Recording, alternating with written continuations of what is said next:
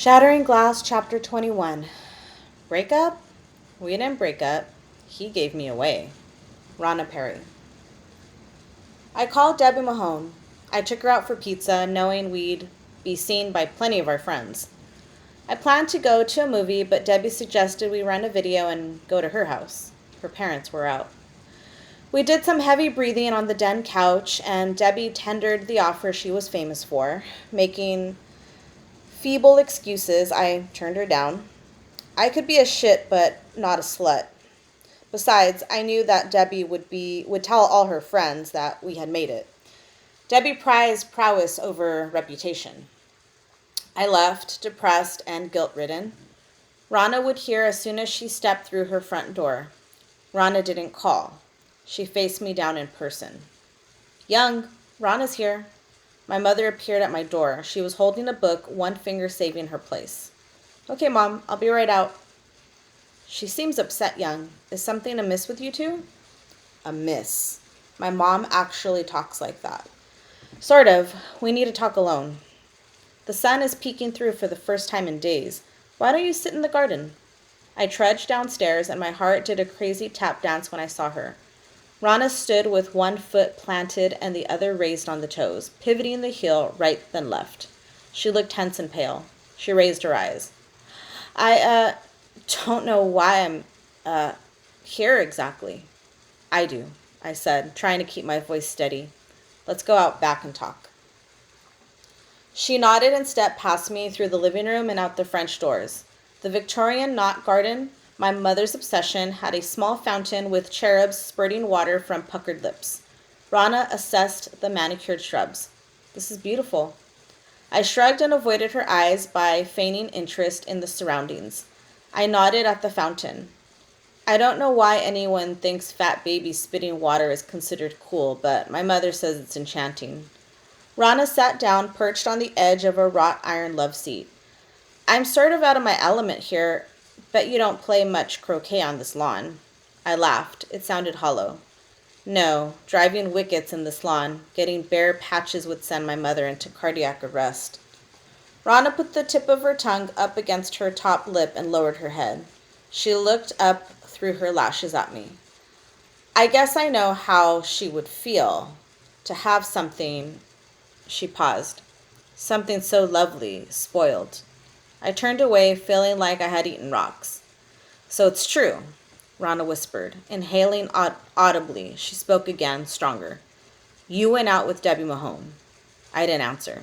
Squinting in the dabbled sunlight, she gazed out, searching the shrubbery for new words. I hear that the date was quite, successful. Turning to look at her, I tried to assume a cold, disconnected air. But when I caught sight of that innocent, exposed nape, tears started in my eyes and my throat closed. I said, well, you never know who to believe, do you? I've always believed you. Not a hint of whine or a whimper. Maybe that was a mistake, I said. Christ, I hated myself. I can't figure it, Young. We had that. Sex, I mean. And I thought it was special. Just us, you know? Why would you want someone else? And of all the someone else's, why Debbie Mahone? It seems beneath you. There's not much that's beneath me, Rana. Tears welled up in Rana's eyes, but she looked through them, straight into my black heart. There's a missing piece here. What is it, Young? A tear escaped Rana's left eye and rolled down her cheek. I sighed and sat on the bench next to her. I knew I couldn't do this, and I knew you wouldn't go for the story, but I couldn't tell Rob why you wouldn't believe it. You're right. It was special, and it was just us. Rob? What's Rob got to do with this? Taking Ron's hand, I pressed it against my cheek. Your hand is so cold. I chafed her hand between my own, trying to restore the warmth. You've got to promise you won't tell anyone about this, especially not Rob. I paused. Or Simon. Simon Glass? Let me explain. You know, Rob thinks that for Simon to be elected favorite, that he's got to have the perfect date. Well, Simon has this big crush on you, and having a date with a popular girl will clinch it for him. So, I heard the sharp intake of Rana's breath. I looked up at her. She looked as if she had been slapped. Ron? So, Rob wants you to hand me over to Simon. You won't loan your books, young. No, I mean, it's not like that, Ron. What is it then? I could hardly hear her. It. Look, Rob needs this. I can't explain why. That's something I can't talk about, but I have to do this for him, Ron. Can't you understand?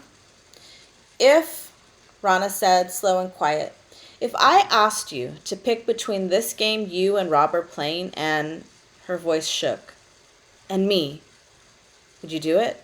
I hesitated a heartbeat too long. You don't have to answer, Rana said, pulling her icy hand from mine. She stood. Don't worry, young. I'll be a good sport. I won't tell anyone. The whole school will just think you're a horny shit. And Simon will have his perfect date. Simon's the one person in school who won't be using me. She turned toward the side gate. It's kind of comforting. I reached across her and put my hand over the gate handle. Ron, don't. Okay, let's drop the whole thing. I'll tell Rob to forget it. It's not worth it. It's not that easy, young. Some things can't be undone.